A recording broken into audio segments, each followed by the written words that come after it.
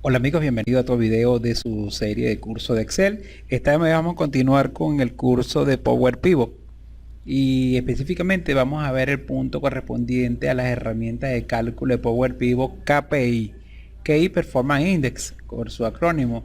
Y vamos a hacerlo, para ilustrar estos ejemplos, vamos a hacerlo con un libro que se llama Nómina para Power Pivot, que ustedes pueden descargar desde la página del curso. Una vez que se registren, fíjense que en este tengo yo un rango de celdas que va con registros de trabajadores de la fila 4 hasta la fila 62.835. O sea, tenemos una considerable cantidad de datos en esta hoja de cálculo en forma de un rango de celdas.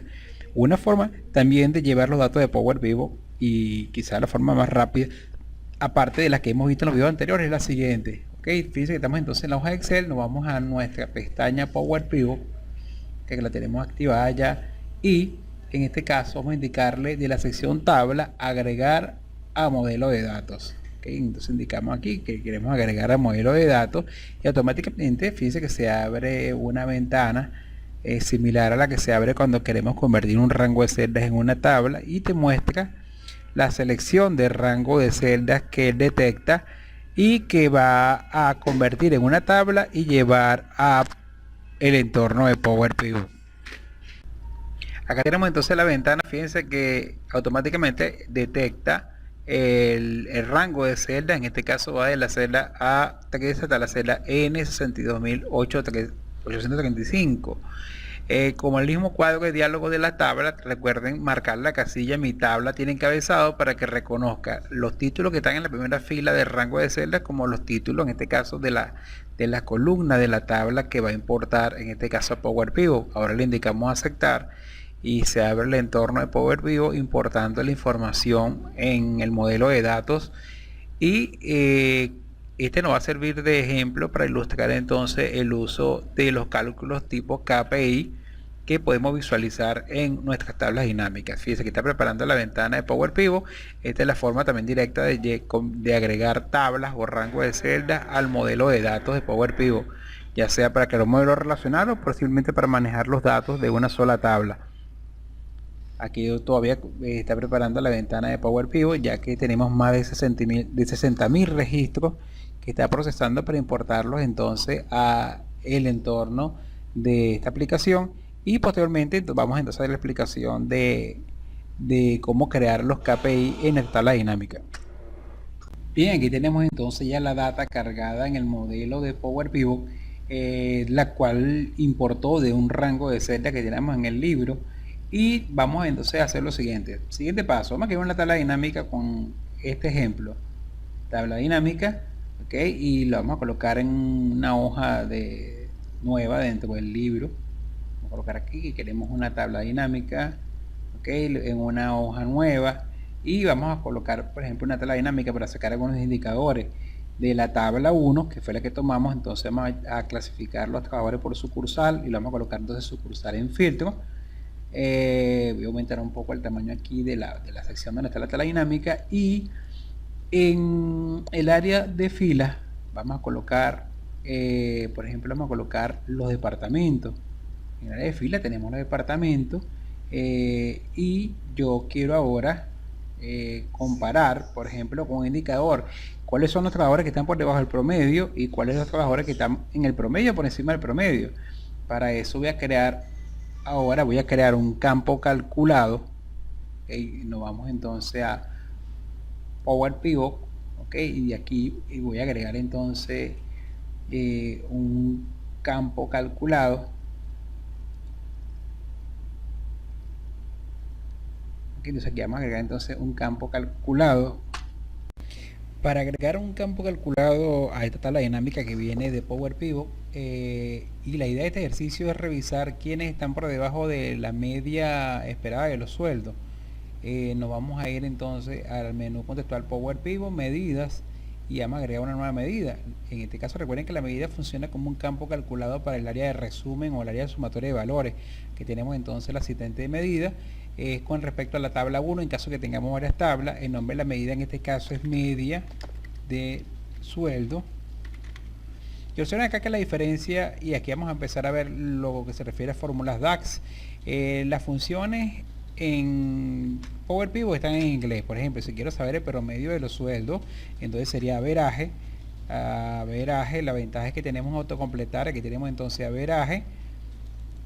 Y luego me muestra el listado de campos de la tabla 1 y de la cual quiero saber el promedio. En este caso quiero saber promedios de los sueldos. Buscamos entonces acá de la tabla 1 promedio del sueldo. Aquí tenemos sueldo. Cerramos el paréntesis para la sintaxis entonces de la fórmula. Ok, de hecho podemos comprobar la fórmula. Fíjense que me dice que no hay errores en la fórmula. Y ahora le indicamos aceptar. Entonces en la media de los sueldos. Aquí tenemos entonces el campo media de sueldo. Voy a colocarla acá en un formato para verlo mejor. En inicio, formato estilo millares. Y fíjense aquí más o menos los sueldos por departamento. ¿Cuál es la media de los sueldos por departamento? Ahora, yo puedo buscar un indicador de desempeño y ver cuáles son los departamentos que están por debajo de la media. Supongamos que la media, en este caso, es un valor absoluto. Son, por ejemplo, en este caso, que la media es 20.000. Yo quiero entonces que con un semáforo me indique, por ejemplo, las variaciones que hay con respecto a la media de los sueldos. En este caso nos vamos a Power Pivot. Entonces creamos nuestro Key Performance Index. O sea, vamos a crear un KPI nuevo KPI. Y fíjense que aparece ahora un asistente para crear el KPI nuevo. Y me dice que sobre el campo calculado media de sueldo. Y que puede ser, para hacer la comparación, puede ser sobre un valor destino que puede ser otro campo calculado. Fíjense que me dice que no hay ningún otro campo calculado, o puede ser sobre un valor absoluto. Supongamos en este caso que el valor es un valor absoluto. Habíamos dicho que era sobre 20.000. Con respecto al sueldo esperado, un medio de 20.000, ¿cuál es la variación que están entre los sueldos de los diferentes departamentos? O sea que tenemos diferentes indicadores gráficos para mostrar el umbral. Tenemos, por ejemplo, de 3 colores. Fíjense que puede ser en base a valores, puede ser en base a diferentes escalas, por ejemplo, con diferentes escalas de valores, y que podemos mover. Por ejemplo, recuerden que el valor promedio era de 20.000, entonces puede ser con 3 colores, y puedes mover inclusive la escala. Por ejemplo, todos los que estén, por ejemplo, en este caso, ya aquí voy a hacer un ajuste porque es en base a un valor absoluto, y el sueldo yo voy a colocar 200.000, y fíjense que los sueldos varían alrededor de unos 15.000, o sea que no son 200.000. En todo caso sería, si el valor absoluto sería que la media de los sueldos esperados es de 20.000, y entonces todos los que estén por encima, aquí entonces voy a poner la escala de que todos los que estén entre 20.000 o más de 20.000, ok, aparezcan en verde, y los que tengan una variación entre 15.000 y 20.000, que fíjense que yo me doy la escala, entre 15 y 20.000 van a aparecer en amarillo, y todos los que estén por debajo de 15.000 como media aparezcan en rojo.